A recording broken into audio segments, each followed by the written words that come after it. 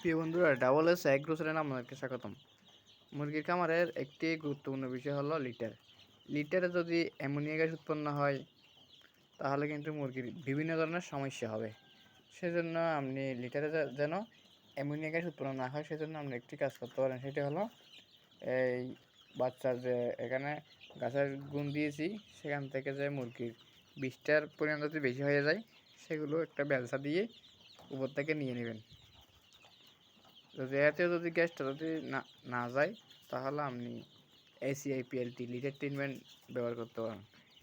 এটি দেওয়ার ফলে লিটারে যে অ্যামোনিয়া গ্যাস উৎপন্ন হয় সেটি চলে যাবে এবং লিটারে যদি কোনো পোকামাকড় বা রোগ জীবাণু ভাইরাস থেকে থাকে সেগুলো ধ্বংস হয়ে যাবে, লিটার জুরজুরে হয়ে যাবে। আর আরেকটা বিষয় হলো এই লিটার ব্রোডিংয়ের যে এখানে আমরা চারপাশে টিন দিয়েছি, বাচ্চার বয়স যখন বেশি হবে তখন টিনটাও একটু একটু করে বড় করে দিবেন। দেখেন আমরা টিনটা কত বড় করে দিচ্ছি, আগে অনেক ছোট ছিল। আজকে মুরগির বয়স 7 দিন।